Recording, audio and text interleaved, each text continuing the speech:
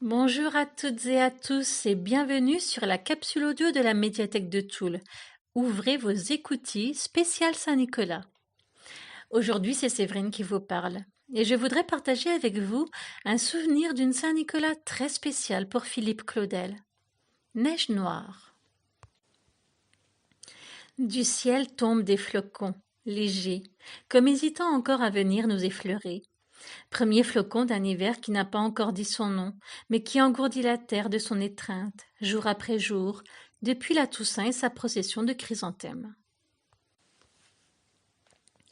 J'ai 5 ans, ou 4 peut-être.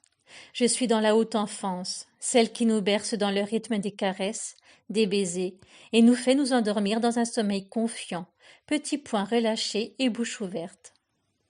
Il y a autour de moi des milliers de visages qui crient et rient, enfants et grandes personnes, de la musique qui me cogne les oreilles et bourdonne dans mon corps tout entier, et le son des cloches paraît dévaler en cascade des immenses tours de la basilique éclairées par des feux surgis de nulle part. Sur les épaules de mon père, je suis intouchable, et tout ce tumulte qui pourrait m'effrayer ne m'atteint pas en vérité. Je le regarde de loin, comme si j'étais absent, protégé par une paroi de verre qui laisserait tout de même passer les odeurs de pain d'épices, de caramel chaud, d'amandes grillées, de saucisses et de chocolat. Des ballons s'échappent de mains trop fébriles et montent vers le soir, bousculant sur leur passage les minces flocons qui continuent à venir mourir sur nos cheveux. Les fanfares se succèdent, les rires gonflent, et les cris aussi, et les pleurs des nouveau-nés qui s'apeurent de la foule et la voient comme un monstre prêt à les engloutir tout cru. Je suis bien, je suis heureux et étonné, je ne ressens pas le froid. Tout juste ai-je l'impression que le bout de mon nez devient un caillou. Je suis très grand, les mains de mon père enserrent les miennes dans leur chaleur.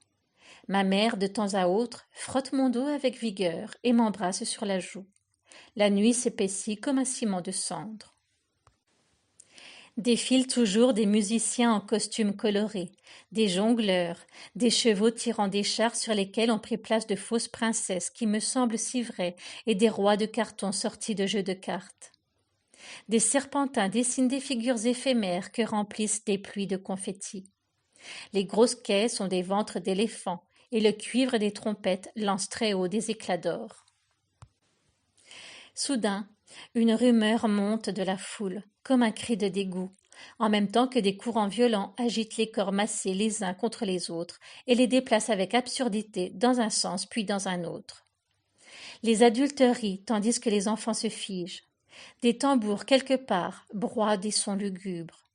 Il me semble que le ciel d'encre s'obscurcit plus encore. La neige ne tombe plus. Je tourne mon visage vers les hautes tours. Elles ont disparu dans les ténèbres. Autour de moi, les cris augmentent, effroi mêlé dans une commune terreur qui me semble si véritable que soudain, malgré les mains de mon père et son rire que j'entends encore, malgré la présence de ma mère, je grelotte, tremble et mon cœur s'emballe.